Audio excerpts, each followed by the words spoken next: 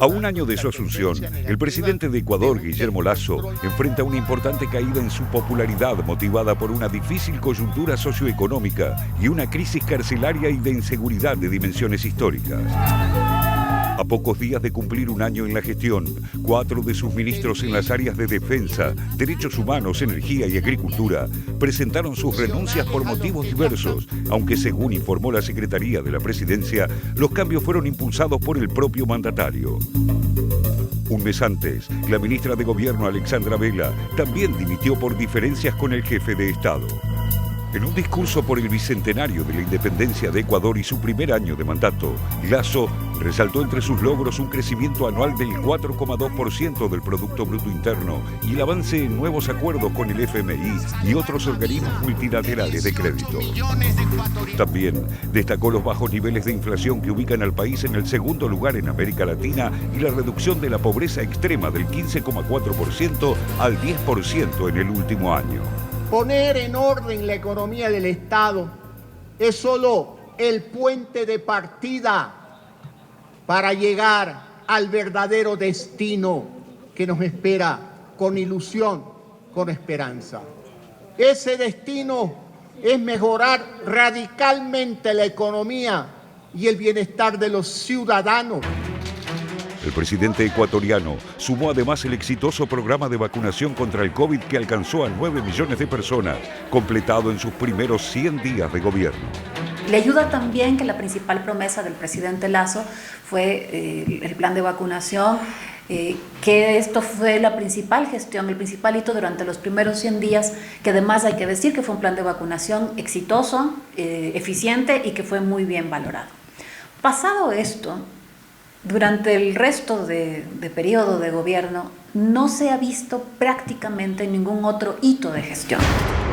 Sin embargo, Lasso afronta fuertes cuestionamientos por las altas cifras de desempleo, el encarecimiento de los alimentos, la falta de acceso a la salud y el aumento de la inseguridad, agravada por una profunda crisis carcelaria.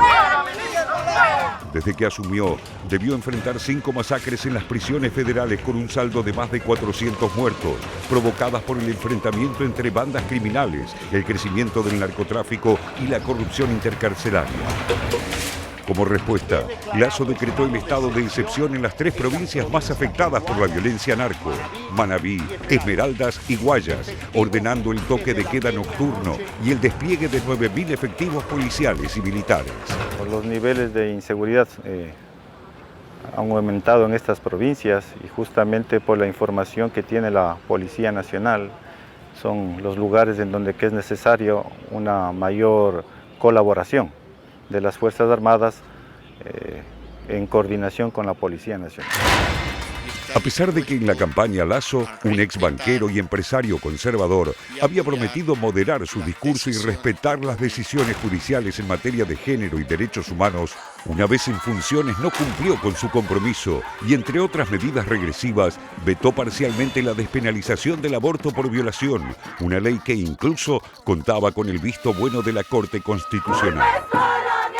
Sin respaldo legislativo mayoritario, el mandatario conservador tampoco logró hasta ahora tender lazos políticos en el Parlamento, sufriendo apenas iniciada la gestión el rechazo a la ley de inversiones, un proyecto insignia con el que buscaba atraer inversiones privadas y generar 2 millones de empleos. Quiero que todos aquí sepan que estoy dispuesto a cumplir esa tarea pendiente con todos quienes quieran sumarse. Si estamos aquí, es precisamente para actuar en función de todo aquello que está por encima de nuestras diferencias. Según un último sondeo de la consultora CIES, la imagen positiva de Guillermo Lasso cayó 36% en solo un año y su nivel de desaprobación ronda el 70%. A pesar de este complicado panorama en materia de apoyos, el mandatario evalúa una posible consulta popular en busca de una profunda reforma político-económica.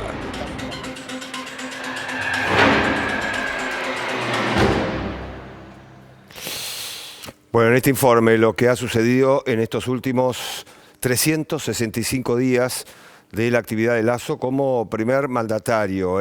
Bueno, comenzamos justamente a analizar este primer año de Lasso. Ever, A ver, una situación social y económica complicada, crisis de inseguridad, pérdida de imagen de Lasso, es abismal en un año, perdió y mucho su imagen positiva y se fue a la negativa.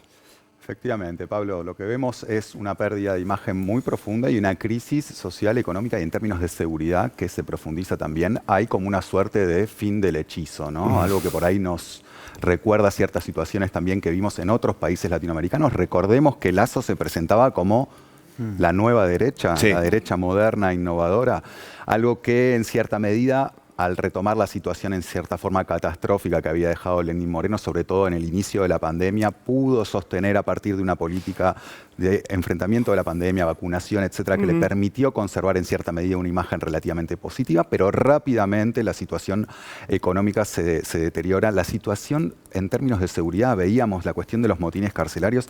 Relacionemos y entronquemos esto, conversábamos con Juan antes de salir al aire sobre la nueva situación y la nueva ubicación logística de Ecuador en términos de la circulación del narcotráfico a nivel regional y cómo eso tiene un impacto en términos de las políticas de seguridad y la situación de seguridad, de inseguridad que se vive en Ecuador. Mencionaría también como algo clave, importante que viene para los próximos 15 días, en simultáneo la presentación que realizaba Lasso frente a la Asamblea Parlamentaria, su balance de primer año de gobierno, había una suerte de contrapresentación, contracumbre, contraasamblea de presentación del balance de las organizaciones indígenas y campesinas que en simultáneo reflejaban los elementos frente a los cuales van a comenzar a movilizarse ya a priori con una fecha precisa. A partir del 13 de junio, movilizaciones sin fecha de finalización hasta tanto se atiendan los reclamos de los pueblos indígenas, de los sectores campesinos, de los sectores más desfavorecidos. Que no se están atendiendo. Que comenzaron a ver cómo aquello que aparecía como la posibilidad de un modelo que iba a generar atracción de inversiones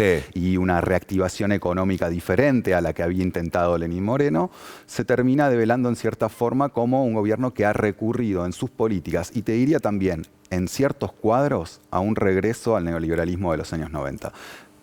En cierta forma podemos ver también cómo esta situación o esta presentación en la campaña de Lasso, acordémonos, escudado por las técnicas electorales de nuestro viejo conocido Jaime Durán Barba, al cabo de un año de gestión comienzan a desvanecerse poco a poco y a revelar un poco su verdadera lógica económica. Sí, Ever, nos metemos, parece, chicos, en la conformación del Congreso para entender un poco compleja, justamente el poder hoy que tienen algunos sectores que están lejos y cerca del gobierno de Lasso.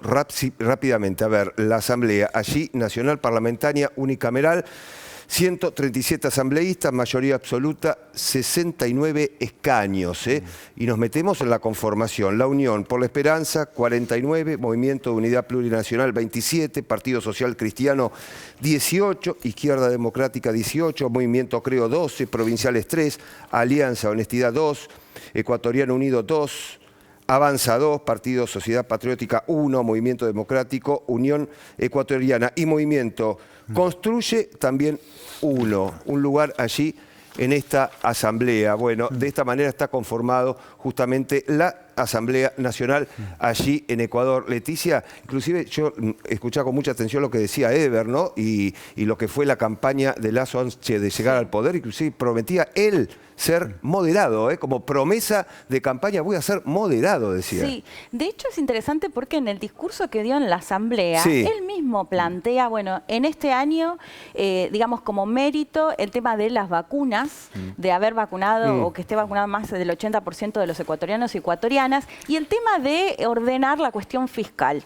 Como de hecho el mismo planteo de, bueno, ahora esto nos permite, digamos, ir por todo el resto de las demandas que, bueno, tiene que ver con pueblos originarios, educación, salud, diversos sectores que, bueno, le están diciendo, todo bien con el orden fiscal y las vacunas y la pandemia, pero nosotros queremos que se avance justamente entre otras cuestiones y todos estos sectores que mencionaba que en parte explican justamente el crecimiento de la imagen negativa sobre Guillermo Lasso. Pero digo, él mismo mismo lo plantea, hay una especie de sincericidio cuando dice, bueno, primero teníamos que hacer esto para ahora ir por todo el resto de estas otras cosas. Y pensaba en la Asamblea, porque él llegó y se esperaba que haya cierta alianza con el Partido Social Cristiano, con la Izquierda Democrática, que fuese candidato. Sí, no sucedió, Leticia, no sucedió finalmente. Y que están en quiebre. De hecho, aparece todo el tiempo esta figura de muerte cruzada, que es una figura por la cual, bueno, puede disolver la Asamblea ecuatoriana, pero tiene que llamar a elecciones, ¿no? Pero bueno, si no avanza justamente en la legislación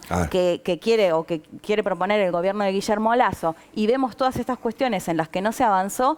Y además recordar que Ecuador es el país que en el 2019, cuando hablábamos sobre todo del estallido social en Chile, donde iniciaron las protestas con un gobierno en ese momento de Lenín Moreno, que también se fue, creo que incluso con la peor imagen de los presidentes ecuatorianos.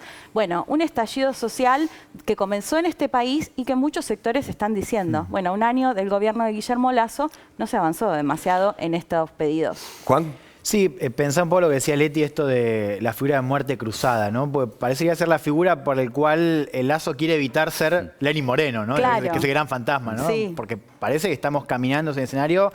Es verdad que todavía, digo, no con el mismo nivel de impopularidad, pero sí sigue siendo bastante alto. Sí. Y claro, un poco Lasso, para correrse de este lugar, dice, ojo, porque yo podría llamar a elecciones. Ahí la pregunta es, bueno, ¿cómo le daría los números, no? Eso me parece, por supuesto, la idea de un estallido 2.0 en Ecuador, creo que es un gran tema a seguir. El otro tema, lo pensaba escuchando a Ever y también vinculado a lo que conversamos antes del aire, es esta cuestión de seguridad, ¿no? Eso que decía Ever acerca de cómo se ha reconfigurado el mapa del narco en América, ¿no? Porque decía América Latina es que nos falta una pieza importante si decimos solo América Latina. Sí, que ha declarado esto de excepción, incluso Lasso. Y me quedo... Estuvo hace poco, hace menos de 2 semanas, Jill Biden, primera dama norteamericana. Y esto sigue una tradición que hemos visto en este primer año de Lasso, y creo que es muy importante seguirlo, que es un acercamiento bastante simbólico y bastante presente de Estados Unidos con Ecuador. O sea, ha habido una relación...